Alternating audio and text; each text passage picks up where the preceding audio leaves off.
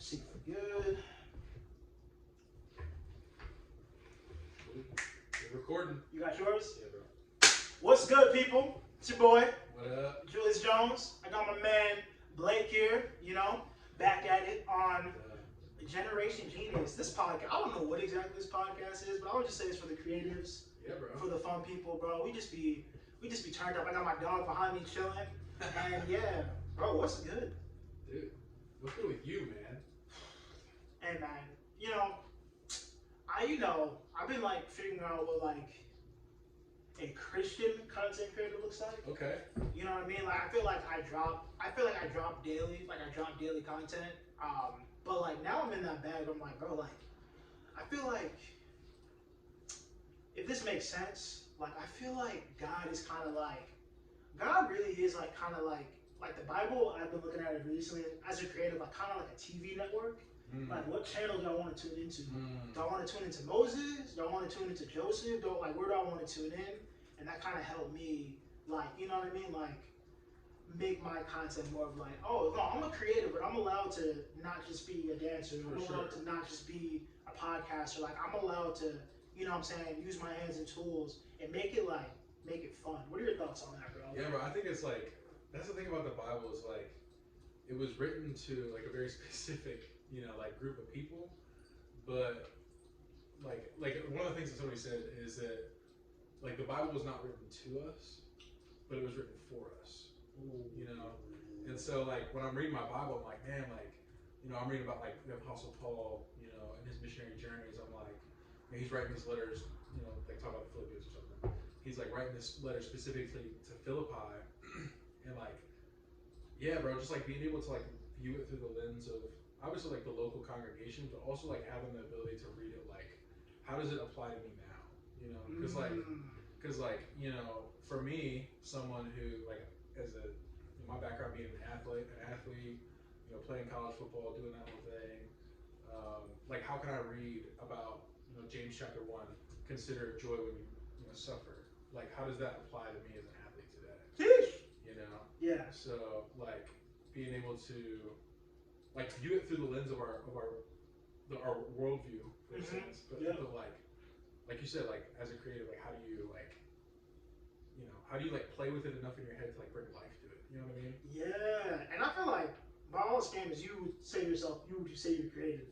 Yeah, that's the thing about me though, bro. Right? I think I'm a creative person. Okay. But I haven't gone into I love writing poetry. I sing a little bit, but I haven't done I haven't exercised that in the sense of how you guys do professionally and stuff. So I feel like I'm a creative person. Yeah. I have that that deeper side to me, but I really like writing. I really like literature. I really I love art. I really get a lot of life from that kind of stuff. Yeah. Now my question to you, bro. We were talking about what were we talking about at church? We were talking about Interstellar. Yeah. And how beautiful that is as a movie. Yeah. There's this book I'm reading. I gotta give it to you. There's this book I was reading. I gave it to her. It's this book I'm reading. It's called The Master of One. How using your being a creative in this world, but as a Christian, how does it look? And something that was in my brain after talking about Interstellar, I was like, bro, Interstellar is a beautiful movie. Yeah. Jesus isn't mentioned one time in that movie at all. But the level of cinema and the level of creative art is it's art. Oh, for sure. It's art, it's not coherently bad. Yeah.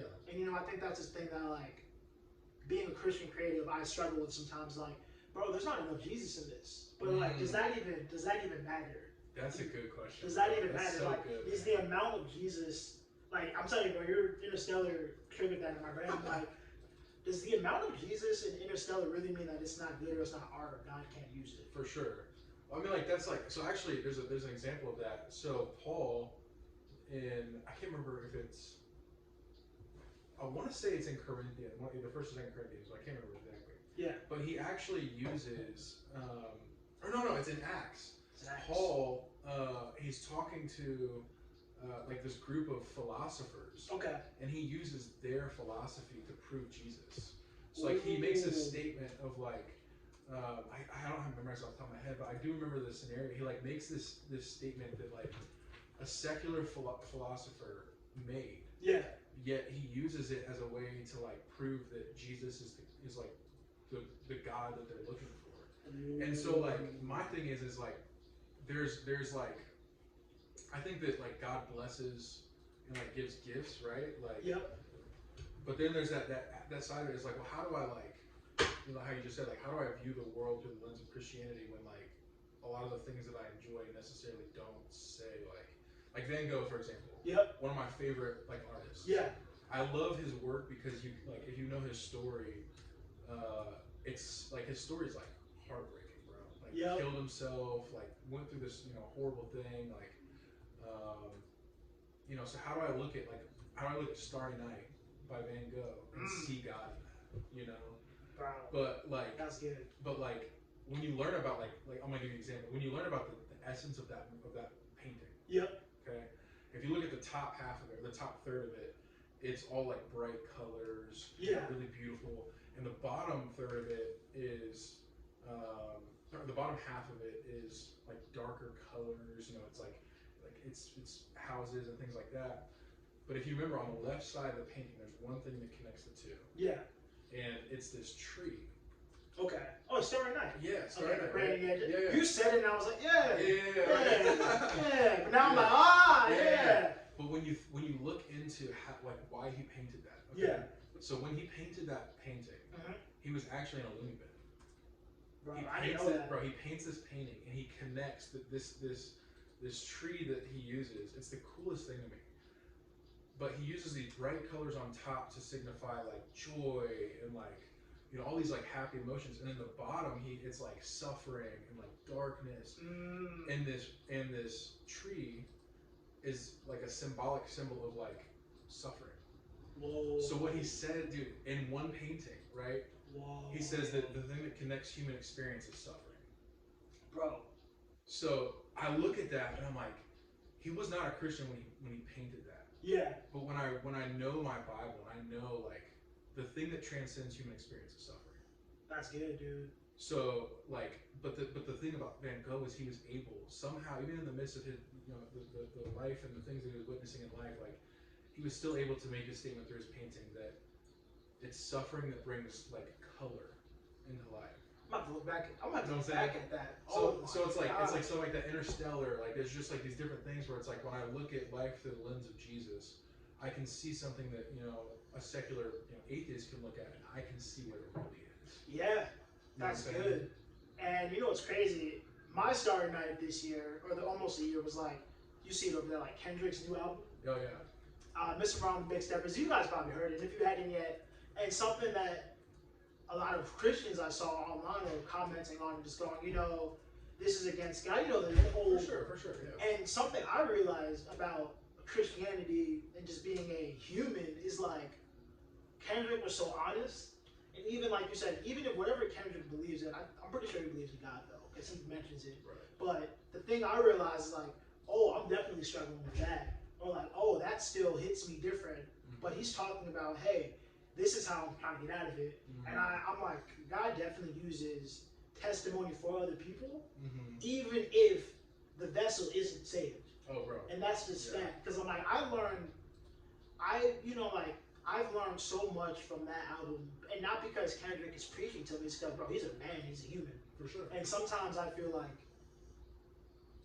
like humans and mankind, again, even if, like you said, even if somebody's not saved at all, it's like, bro, we're both still struggling with the same thing. Yeah. I may be spiritually aligned. I may know my Bible back and forth, and you may be a baby Christian who just started yesterday. But we could still be struggling with porn, or we could still be struggling with, there's a lot of things we still be struggling with. And I think that's what my edge with Christianity, I have a hard time with, is like, I can't do that or listen to that because I'm saved. It's like, no, just say something easy as, I can't do or listen to that because I'm struggling with it. Yeah. And there's a huge difference, Yeah, I think it's like the challenge is like, well, where's that line? Yeah. Because each person, it's interesting because each person's experience in life is different. I mean, like look at our experience right now, like a white man and a black man.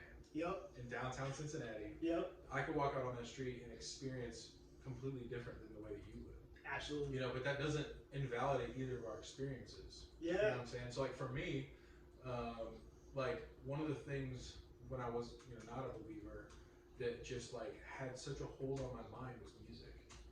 And so now I have to be really careful about the music that I listen to. It's not because like, you know, like for me, I haven't listened to Kendrick's album. Okay. And it's not because I'm not a Kendrick fan, bro. Like, I mean, like I was like J. Cole, Kendrick, like all of them, like Lil Wayne, like all those, like you know, like that was what I grew up on. But for some reason, whenever I listen to that music now, it just like it's not that I'm like living in sin. Absolutely. But my mind resets. Absolutely. You know? And that's so, good, dude. That's and really so, good. Like I'll catch myself like I'll be like cussing in my head. I'm like, I don't do that normally. You know what I mean? Yeah. I'll be like thinking about things in my head that like, you know, I don't typically do. But like, I say that to say like I think Paul says this again, but he says that all things are permissible and not all things are good. And so like Paul said that? Yeah, bro, straight bars, right? Paul was out here dropping bars, man. But like, you know, like I think that's like, you know, obviously there's sin, right? Yep. And even in that, like we have to understand why it's a big deal. Because, you know, but like for me, it's like okay, you know, like I'm not a vegetarian. Nah. You know what I'm saying? God no. But like I'm not gonna hate on you if you decide to be vegetarian, and like if that's like.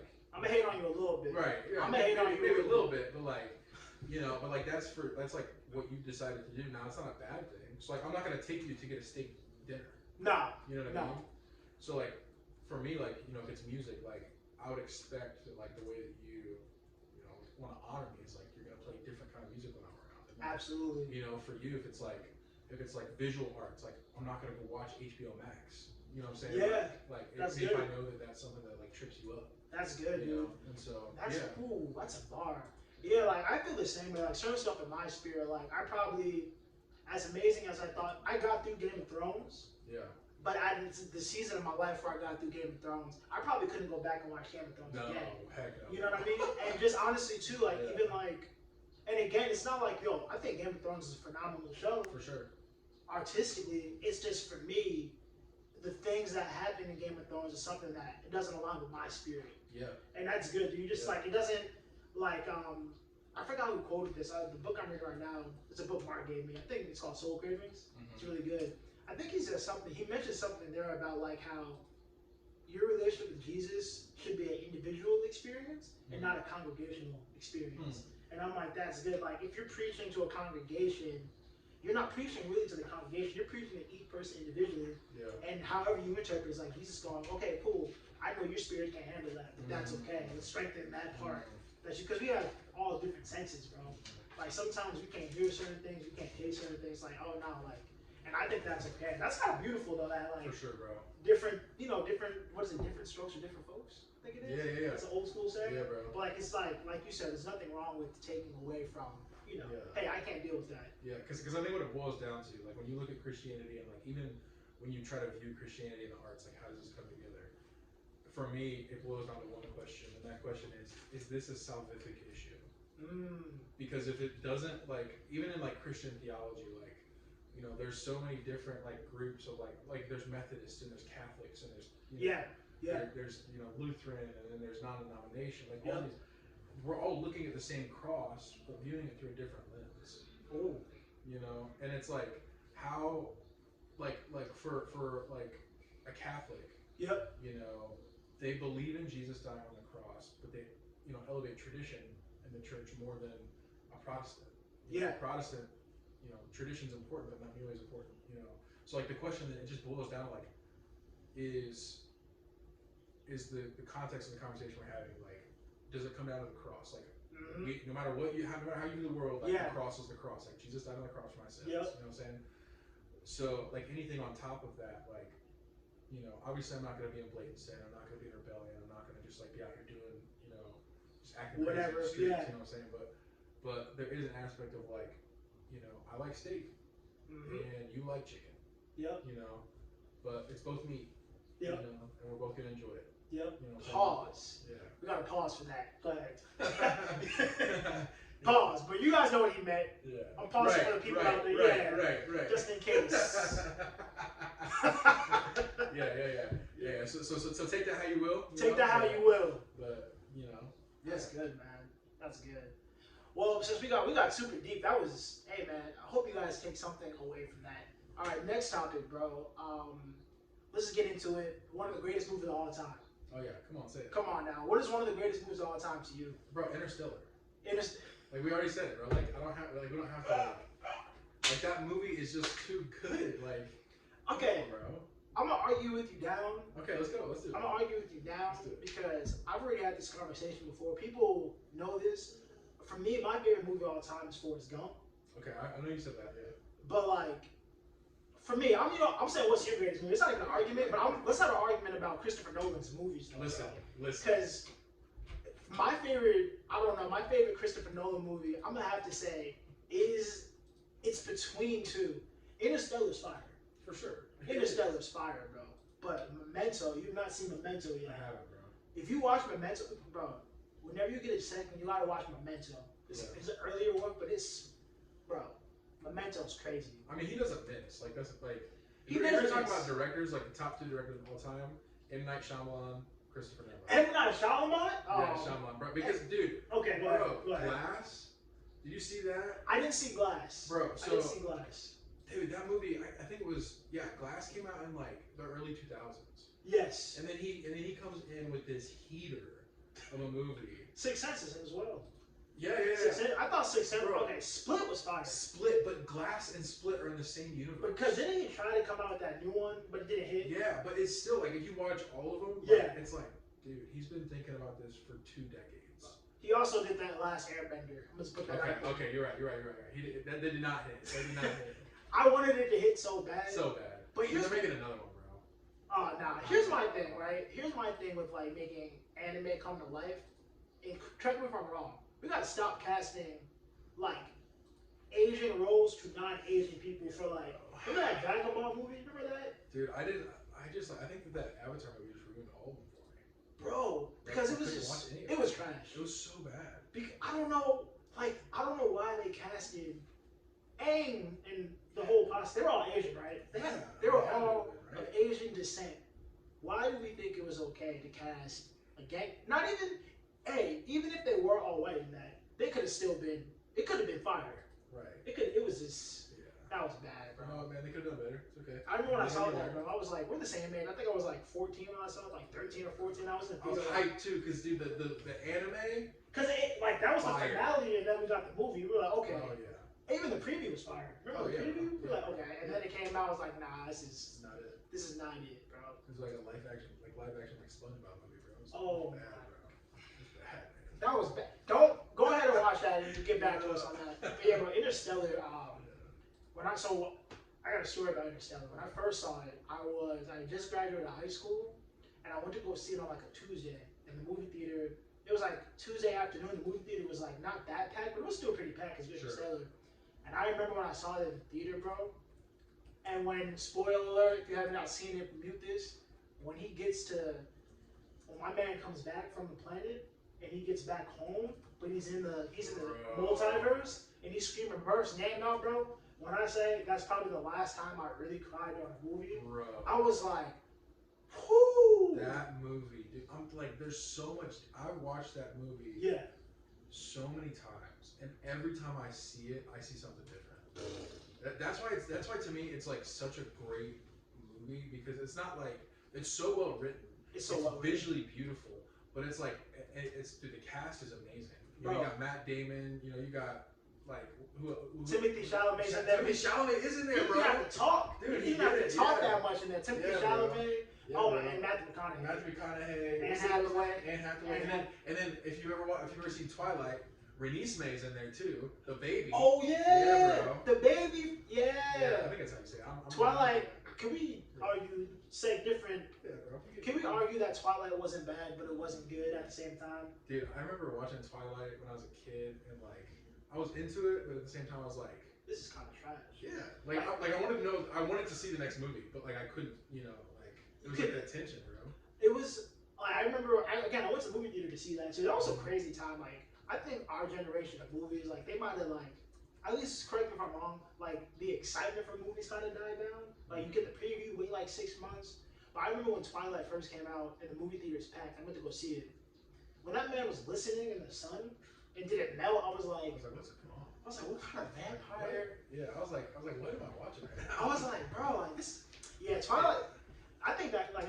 blockbuster series of movies kind of died down a little bit. Like we don't really get like we don't get that experience anymore, man. We don't get that. No more Harry Potters. You know what I'm saying? No more none of that. Harry Potter's witchcraft. I know from my Pentecostal people out there. I'm sorry. It still hits though. It still hits. Yeah. It still hits. I read every book, so.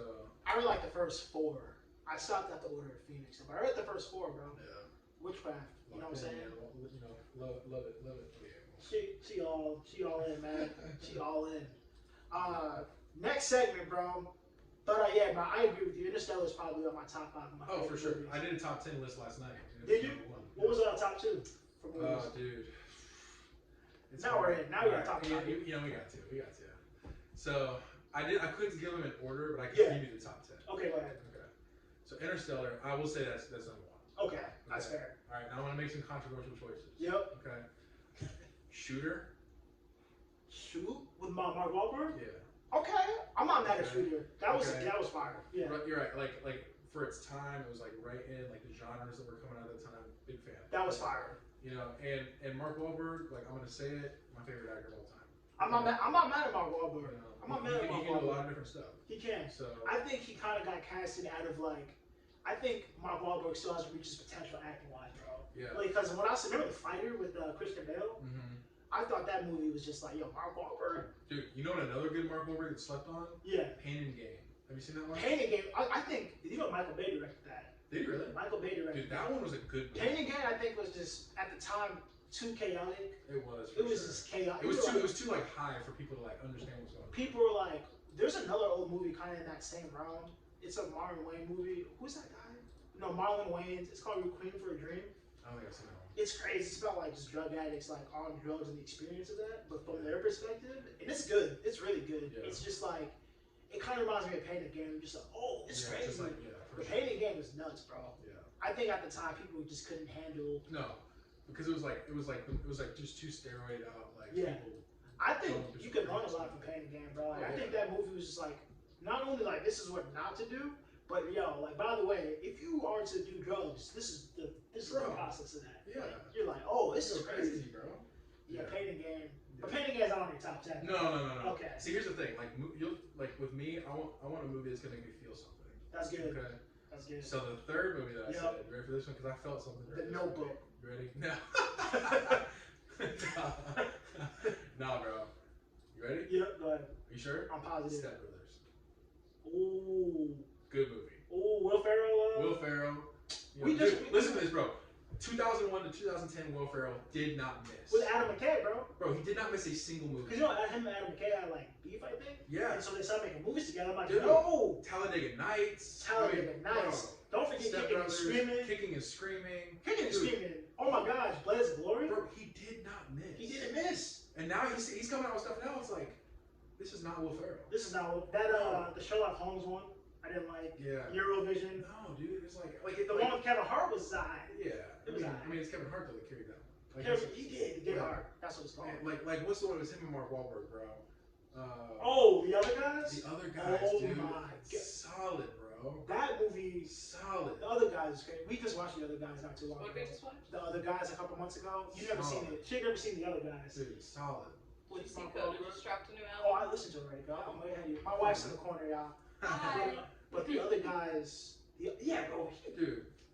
Will Ferrell really did not miss. He did not miss. Like, you cannot, like, 2001, I don't know, 2010, I think 2001 to 2008, you cannot. Elf in there, too? Elf, bro, he did not miss a single movie. Bro. He was shooting 100%. I actually. Anchorman? 1 and 2.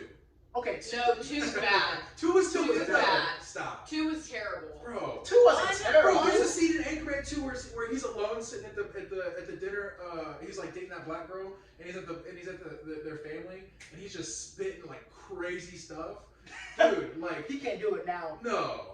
I think Will Ferrell, the reason that he doesn't make funny things now is because the temperament of the world so changed. different. Yeah. And he just can't throw out he can't be free. No. With his joke. I can hardly watch Anchorman now. Nah, yeah, he can't watch it. Because it's so tough. Yeah. It's so bad. Like, old school. Oh yes, dude. He did old school too. That's wild. Bro, You the man who do? He like I feel like he raised me in a sense. You know what I'm saying? Like he did. That's my white father, bro. Yeah, in a lot of ways. That's my white. Yeah, same. Yeah. You know what I'm saying? And I think it's hard as a white. You got 2. Hey. Right. Yeah. Cool. Shout out to Rick. Shout out to Rick. Your father-in-law. Yeah, shout out to Rick. Shout out to Rick. We love Rick. Hey. Alright, I'm all done contributing. But yeah, bro, that's it. You just cracked the code. Will Ferrell didn't miss. He didn't miss. Ready for this? I got Will Smith didn't miss first. No, he didn't. No. Like Will Smith, Pursuit of Happiness. Pursuit of Happiness, I Am Legend, Bro. Hitch, like that. Bro, Will Smith wasn't missing either. No, there's one movie that he did miss though. I can't remember the name of it. It was with him. Is and it his Collateral son. Damage? No, I don't know if it's how it was, but it was with him and his son, and they like went to this like foreign. After. Yeah. Trash. Yeah. I'm sorry. Will Smith and Yeah, Jaden. that's the only one. That's the only one in that era. That era. After Earth was trash. But that was more Jaden. Yeah. That was more Jaden. But Jaden didn't miss a Karate Kid though. No, dude. I wish he would have pursued acting a little bit more. Like his music. Yeah, his music's solid. Jaden Smith's music solid, but I wish he would have pursued acting. Because I thought Karate Kid was fire, but that was him as a kid. I thought for him to pursue happiness, bro, Him and Pursuit of Happiness, like it's crazy. that movie was so good. One of the only movies that Will Smith made me crying was 7 Pounds. The end of 7 Pounds. I can't remember if I Yeah. I didn't see King Richard yet. I still gotta watch King Richard. You want to know? Okay, you said listen. Go ahead. If you've ever seen this movie, Yeah. 7. Have you seen that one? 7 with Brad Pitt and Yes. Bro. My man is a creep though. I watched it. I watched 7 during the pandemic, and I was like, this man been creepy. Yes, but dude, the movie, like, if you cannot tell me that a movie like that. Like, I went through a phase where I watched movies like that where it was like a twist at the end that tied the whole thing together. That movie was crazy. 7. I'm not gonna spoil it, but if you haven't seen it, please see it. If you're into that type of thriller, it's not scary, but it's fire. Bro, that movie, I had chills when, again, spoiler alert, when he opened the box with his wife. I said, bro, how did he do that? That movie's nuts. Brad Pitt, I don't want to say he has misses, but he definitely yeah, I mean, he's solid. He's solid. He's good. Mr. and Mrs. Smith is one of my favorite. Ocean's 11. 11. It's fire. Matt Damon, again, underrated actor. Everybody says. Yeah, for sure. Russian? Yeah. Oh my god. You ever seen there's an old one. Then we're gonna move on because we can talk about movies. Yeah, bro, for sure. But there's a movie with him. We watched it. We went to Puerto Rico. And we watched it. I watched it in Spanish, but the movie was crazy. It's called He played it in France. He was trying to get somebody's son back. It's Jude Law's in it. Gwyneth Paltrow's in it. Matt Damon. It's an old movie. I forgot what it's called, but it's this crazy movie where like it involves like murder and just like him impersonating people. It's crazy. Love that for him, man. Bro, Matt Damon. He's solid. Come on, bro. We built a zoo. Fire. Yeah, he's solid. He's Matt got the thing. Now here, I'm gonna make one more statement. Go ahead. Okay. Now it's a TV series. Okay. But I'm telling you right now, if you're into that thriller, like this is the greatest TV series ever made. All right. True Detective season 1. I keep hearing True Detective is crazy, bro. Not season 2. Season 1. Season 1. It is the greatest show on earth. I'm gonna have to get into that, bro. There's a couple of scenes that I had to like skip through but it's dark, it's thriller, it's on the edge of your seat, like. Dang. But I'm telling you, bro, the last episode. Crazy. It's the most wild twist I've ever seen in anything ever. True Detective people, come on now. Yeah, you gotta like there's a couple of like scenes that I had to skip through. Okay, all right. It's not a holy show. Okay. But look, man, let me tell you, bro. Crazy. It will change your life. You'll talk about it for the rest of your life. Again, now, all right, we're gonna get out of this after this, bro. Yeah, we have to, bro. I heard the best detective show of all time. People keep saying on Reddit was Benedict Cumberbatch's Sherlock Holmes. I saw that one. Crazy. Solid. Okay, cool. Next segment. Sorry, people. Yeah, hey, that's a podcast. Hey, man. All right, bro. For my next thing, next topic. This is just would you rather. Okay. And I asked this question. I asked this question before, but I asked it in a different way. Would you rather wrestle a bear? Like a bear pulls up. Hey, yo, Blake. He pulls up with the homies. It's like 2 or 3 bears. Dang, bro. Would you rather? Yeah. Would you rather deal with 3 bears or 100 kindergartners? 100 kindergartners, bro. I can take some, bro. Look at You me, can bro. take 100 I'm kindergartners? 6'5", bro. I play college football. One point, bro, my prime, I was benching 225 28 times. Like, I wasn't messing around. Bro, Let me tell you right now. Okay, go ahead. I'm gonna give you the formula, okay? Give me the formula. You knock out the biggest kindergartner. You just walk up, pop. Okay? Those kindergartners aren't gonna want any of it. and then you got a knocked out body as a weapon, bro. Hey, Come on, man. Like, I am scared, bro. I get scared. I'll walk her sometimes. I'll see like 8 or 9 kids come from school. Like they're probably 7 or 8 years old. And I'm always like, bro, these kids could probably jump me. Listen, man. And I can't really do anything about it because they're kids. So 100 kindergartners is scarier to me than 3 bears, bro. I'll take 3 bears. What? Yeah. Like a full grown, like we're talking grizzly bears, black bears, polar bears. 3 grizzlies. Dude, you're not. No. You're gonna get killed against 3 grizzly bears. I can take the grizzlies. No. 100 kindergartners, bro, is like. 100 kindergartners. What's that in weight? What's Listen, that bro. in weight? Like how much? How much do you think 100 kindergartnens weigh? Like if we did a weight. 100 kindergartners. 100 kindergartners. What is the like weight? 30, 40 They're pounds a kid? probably like, I would say they average like It's like a sack of potatoes. 60 Oh pounds. my gosh, that's 6,000 pounds? You know what? Hold on. Bro, it's not all at once. That's the thing. Okay, it's not all at once. Like you got one. Like think about it. Yeah. Bro, think about this. Okay. Now I just want you to like the setting matters. If it's me standing in the middle of the room and they're all bum rushing me at once, I'm still gonna win. Yeah. But it's gonna take a little bit more work. If you give me a hallway, Yeah. and there's like it's a three kindergartner wide hallway, you know, bro, easy work. Yeah, I comment. I don't know, man. You know what? Because, 3 bears weighs more than 100 kindergartners. Oh, 100%. And bro, That's bears, crazy. like kindergartners don't have claws. Nah, they don't. They No, just. bro. I mean, maybe a couple of them, but not all of them. A couple of the ungroomed ones. Yeah, bro. Man. That's, hey, you answered the question Come on, perfectly, bro. That's just me. I gotta think about that now. Okay. Cool. I mean, I know they're crazy, but no, man. I got that switch in me. I'll take some kids out. So. We'll take some kids out. You heard it here first. Yeah, come on. All right, bro. Hot topic. Let's get into it. All right. What do you think humans have too much of? Ooh, now that's a tough question. And not enough of. Like, as human beings right now in civilization, we're like, everything's so advanced. What do human beings have a lot of? Like, you have way too much of this and not enough of what you said. So are you talking like, when we're talking humans, are we talking humans as in the world or humans in like a specific culture? Let's say not even like a third world. Let's talk about like America. Like, what do Americans? We have way too much of this and then not enough of this. All right, are you ready? Go ahead. Way too much gluttony, not enough love. Let's talk about gluttony for a second, bro. I know you have to go soon, but like, I was recently thinking about this, right? Like, how much leftovers is too much leftovers? Like, that's something I think about. Yeah. I was working the other day, right? And like, they do this thing where like they give out meals. So they give out like, they'll have like 30 burgers. Let's say 5 to 10 kids come. They'll throw out the 20 burgers. Yeah. And then, like, let's say somebody goes out to a restaurant, right? You might have leftovers in your house for like 5 or 6 days and just not eat them. Yeah.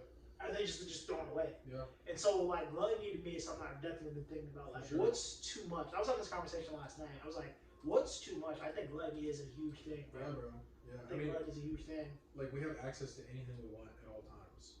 Yeah. And so my thing, I'm like, we all have our thing. Like, I love shoes. Yep. Okay. As do I. And I'm praying this year, and I felt God say like I'm not allowed to buy new shoes this year. You know what He asked me first though? Yeah. He said, if I told you to sell every single one of your shoes, would you do it? Yeah. Would you? I was wrestling. Okay. I'm gonna be honest, bro. Like, some of the stuff God says to me, I'm like, God don't ask me to do that. Yes. Please, but obviously at the end of the conversation, I'm like, all right, fine, God.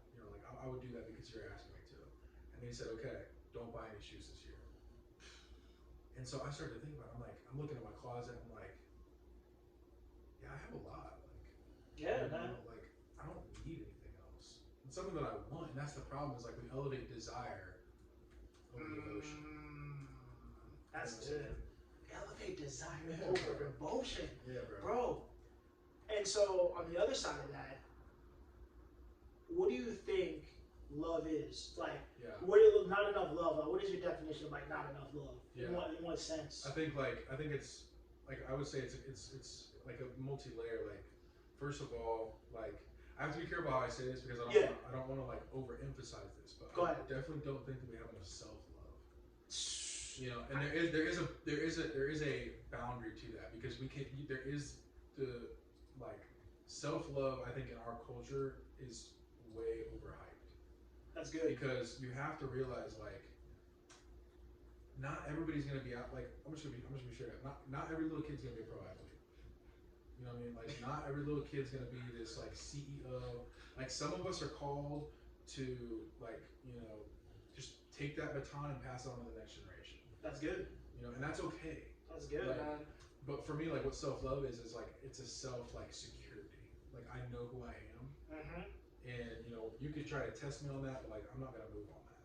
That's good. But that's what I would say. Like I think that a lot of what we struggle with in our culture, especially in our generation, is just like deep-rooted insecurities. Like I should be further than where I'm at right now. Bro, I think you're reading my mail. I'll tell you why. Because two things. One, the word that I felt was in our heart for us as a couple was like God going, I need you guys both to make your heads a safe place to live.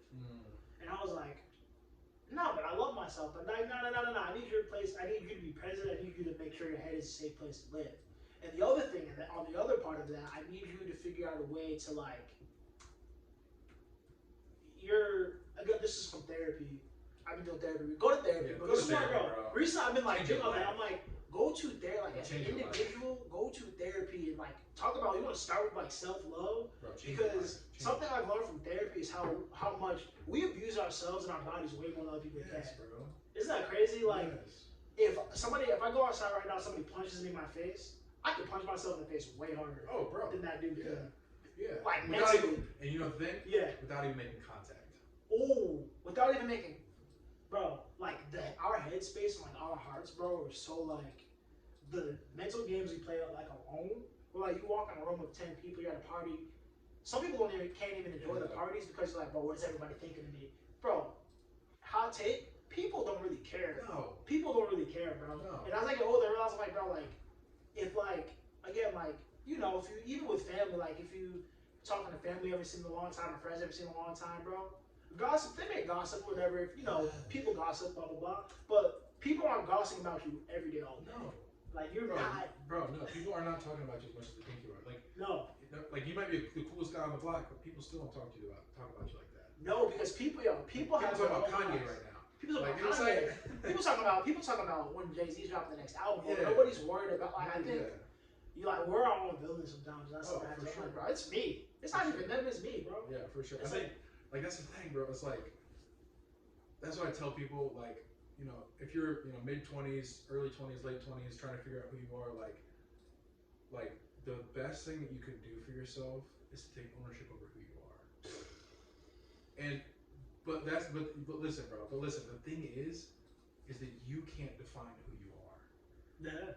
Because if you try to define who you are, you're setting up a false expectation, and you're always gonna drop the ball. Something I learned, bro? Yeah.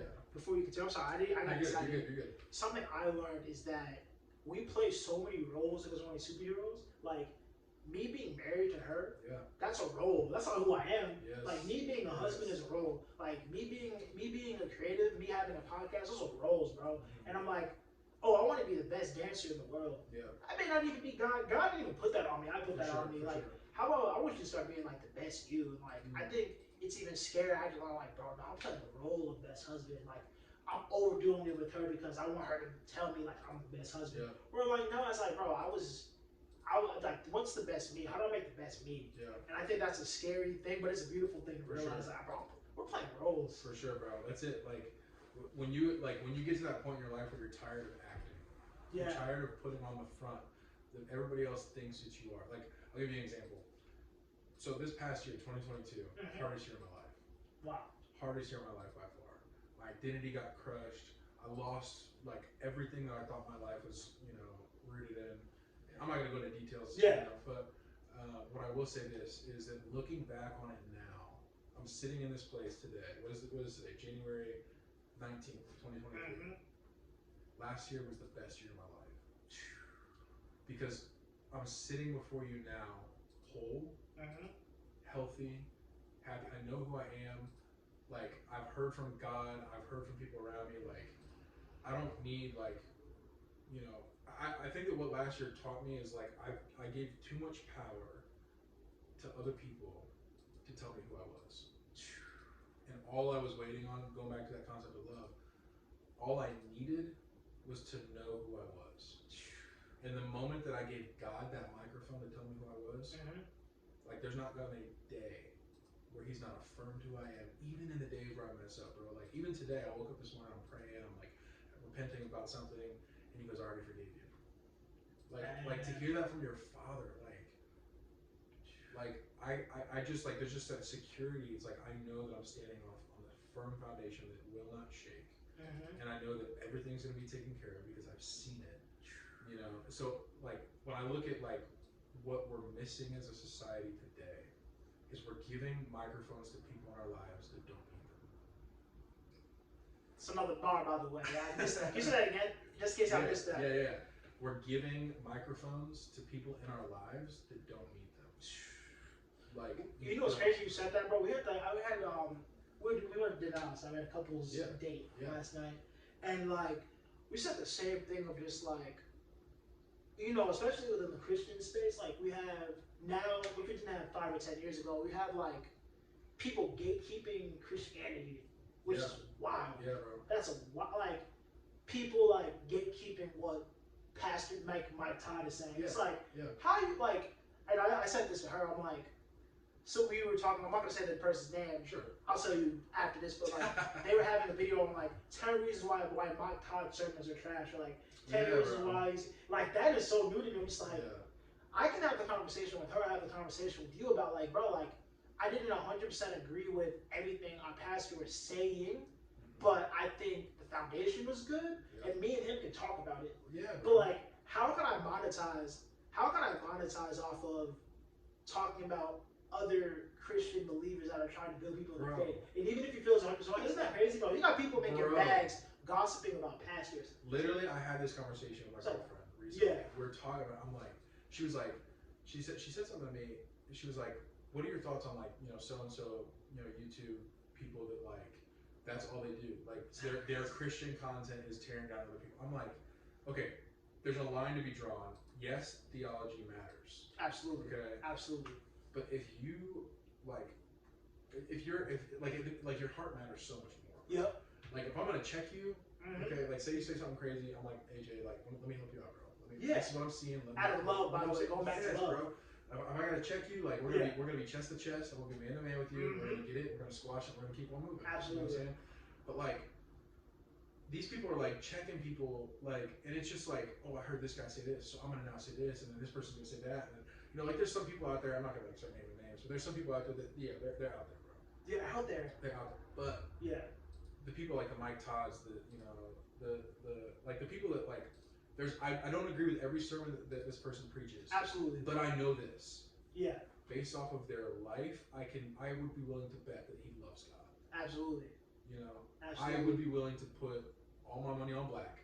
He loves God.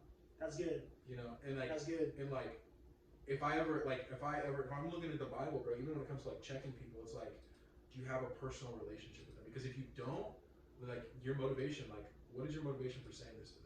And that's where I get like, I'm like, bro, when Carl Lentz did what he did, right? When Carl Lentz did, of course, like as a man, somebody look up to him, I got let down. Yeah. I'm like, dang. But at the same time, I'm like, bro, I believe in restoration, and if this man wants to fix and heal his family, with God, he's going to be able to do that. For sure. And the people in the background, you know, again, back to the YouTubers that were, I'm like, I pray that God didn't ever cheat on our lives, bro. I hope if you out here going, man, you cheating and blah, blah, blah. I'm like, I pray to God that you never get caught for the same thing. Because then it's that cycle of just like, bro, you judging, but look, you know what I'm saying? And that's where I'm like, that's where it gets sticky for me. I'm like, hey, man, I believe in restoration. I believe in healing. Do your thing. Yeah. And that's how easy it can be, because that's love. That's what love is. Yes, that's it, bro. I was just about to say, like, it comes back to the cross. What did Jesus die to do? To reconcile us to God. Yeah. So, like, if my motivation, yes, there's gonna be people out there that fall away from the faith and that don't want to be reconciled to God, and I have to be willing. Like 1 Corinthians chapter 7, if they want to walk away, I gotta be willing to let them walk away. Okay, and I am settled in my soul, in my relationship with God. Like, if you're gonna walk away, I'm not chasing you. Yeah, I'm gonna do everything. I'm gonna pray for you. I still pray for people in my life that walk away from God, but like I'm not gonna like, you know, I'm not gonna do it. But like, in those moments, it's like I want to sit down with those like YouTube pastors and be like, what is your motivation for doing this? Because if your motivation is actually to see them reconciled, Like I've seen people do it really well. Absolutely. Like one of my favorite YouTube pastors, I'll put him on while I'm cooking, and he does such a good job of just like he's legit. Like his name's Mike Winger. If you guys are into like theology and stuff, look him up. Mike Winger. Okay. But he's solid, bro. Yeah. Because he'll check somebody, and he'll make the statement because he doesn't do it a lot. Yeah. When he checks somebody, he'll make the statement. He's like, I'm doing this because I've reached out to them. They haven't responded. Yada yada yada. Yeah. I've tried to do it one-on-one, man-to-man. Yep. But this needs to be said because they're leading the flock astray. That's and so good. he'll say it with a heart of reconciliation. But then you got other people out here like just talking to talk. Just trying to be loud. And they're again, bro, they're making a bag. Bad. They're making money. People sponsoring them to talk like this, bro. And that's what I'm like. Wait a minute, time out. You're monetizing off of. Yeah. You're monetizing off of, or like my thing too is like you're monetizing off of. Like I would feel terrible. Like let's say I as a pastor, Pastor Jones, I get up there, right? I'm preaching. I believe to my best ability, I give the word to my best ability. Yeah. And then I go online and somebody's like, no, it was not only was it trash, it's not doing right, it's not doing the things right with Jesus. I'm like, no, but you technically don't need it though. Right. For sure. Yeah. It's like how am I supposed to like that? Like that's a challenge. It's like okay, like how do I receive what what I need to hear, allow myself to humble myself enough to hear it. Yeah. But at the same time, it's like I'm gonna say it like this. Yeah. I'm a super vulnerable guy. Like you ask me any question, I'm gonna be just straight up. Like I'm not trying to hide what my struggles are because that's one thing is I don't want to build a false version of a Christian that's perfect. Yeah. I am not. Let me tell you right now. But as vulnerable as I am, there's only a small handful of people in my life that I'll listen to, and that's not out of pride because I can trust that over time the relational equity is there, that they care about relational equity, bro. You dropped it. That's another problem. Relational equity. Oh shoot. Yeah, but that's the thing, bro. I'm not I want to hear what you have to say. Yeah. But if I'm talking and something something crazy happens where I say something off cuff, I might say something off cuff on this podcast. Absolutely. You know what I'm saying? Yeah. If I'm gonna use Pastor Brian. He's our pastor. Absolutely. I got enough relational equity where he can sit me down and he can be like, Blake, that was off the cuff. And I'll listen to it. Right. But if old boy across the street, starts trying to start a finger fight with me on Facebook, you know what I'm saying? Even if there's truth in it, it's I want to hear it, but it's I gotta keep that circle tight. And it's not a pride thing. Bro, I'm the same way. And it's it's not even just accountability, it's almost we talked about this. It was sometimes, not even sometimes, I think a majority of the time, people aren't always telling you things so they can be, so you can be better. People are just kind of sometimes just telling you things just to tell you. Yeah. And it's more along the lines of well, I feel this is the best way for you to do this, and if not, then it's whatever. Yeah. Versus, like you said, Pastor Brian comes to you and tells you, hey man, I feel like that was off the cuff, but I love you, and I feel like this is the way you get better at this. And that's where oh dang, it's not even really a chin check. I don't believe chin checking is bro, you gotta chill. That's not even chin checking. That's clearly out of love. I want this human being to be better. Yeah. Versus oh yeah, I don't like that girl for you. Yeah, but yeah. You're come on, man. It's come on, bro. You're whoa, why not? And then and that's where judgment comes in. That's where gossip comes in. Versus hey, I'm talking to you directly. Yeah. Boom, done. Yeah. Let me give you one of my favorite books in the Bible. It's one chapter. Okay. It's 20-something verses. Yeah. Philemon. Philemon. Okay. Now here's why I want to say this. You were listening? Come on. Yeah. Come on, bro. This is why I want to say this because there's a specific dynamic in the book of Philemon that Paul, so there's this guy named Onesimus. Yep. Okay. And Onesimus was he was a servant of this other guy, and he ended up stealing stuff from this guy, running to Rome. Okay. You know how Paul responds to this? Paul somehow comes into contact with Onesimus, ends up reconciling him to God, and he says to Onesimus, "I'm going to send you back to that guy with a letter. The letter that he writes to this other character Philemon. Yep.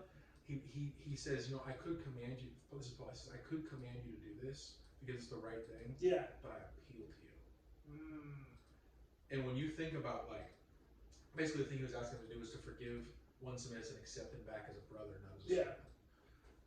But when you think about it, it's that's the way that I think that God has called us to have conflict.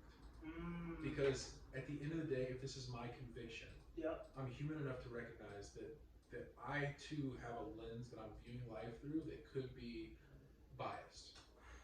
So let me not like, you know, if it's theological, if it's clear, like I'll check you out. But let me not come to you as someone who like, you know, like I've had conversations with like Pastor Brian, with people in my life that like have the ability to say do it like this, and I will submit to it. Absolutely. But when you like, if I was coming to you right now, like, hey bro, you know, the way you're talking to your wife, you know, like stop doing that. Absolutely. You know, or if I said, hey bro, I want to appeal to you. Oh. Like, it's not my decision for you, it's your decision to make. That's good. You know? And so like when I'm like, that's why I keep that circle so tight, because the people in my life that I can trust, they appeal to me. Yeah. And they allow me to make the decision, whether good or bad. And if I mess it up, I get to come back to them and say, hey, you're right. And biblically too, that's like humility too, is like sometimes the bigger person is the person that is the one appealing to you because they want you to be better. Like, hey, by the way, bro, I think that this will improve your marriage, right? Yeah, that's like, first of all, that's like a gem. It's like you have people in your life that want like having, especially men, bro, because men, we are so we got so many things to work on.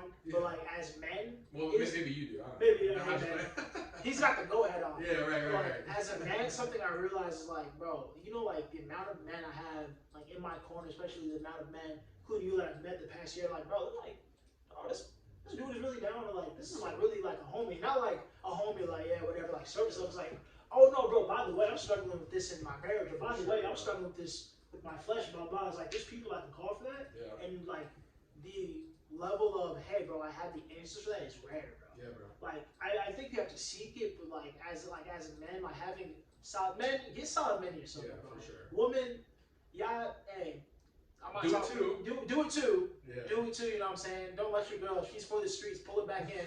But get out these streets, girl. Get her out. Get your friend out. Get her out the streets. She's listening to Glorilla heavy. Don't do that. Don't do that. Don't do that. Don't do that. Be SNF. You don't need Cardi B in these headphones. You don't need Cardi B in these headphones, bro. Get you. Listen to some Nav City. Yeah. That's on my spirit. Get her out the streets. I'm playing. Yeah. That wasn't on my spirit. I'm playing. Stop. Get her out the streets. I mean, she gotta get out the streets. Get her out the streets. Get out the streets. SZA is not the answer. Stop listening to SZA. There's good dudes out here. They're not all toxic. Come to every nation. Yeah, right. I was listening to SZA's new album and I was like, SZA is not SZA. Man, SZA. The album is awesome. Music's just wild. SZA. It was so wild that I was just like, again, it was amazing music and art, but I was just like, it's a little toxic. What are you talking about? It's a little toxic. Like things that like I'm like, do you actually take the time to listen to what you're saying? Like logically, like what?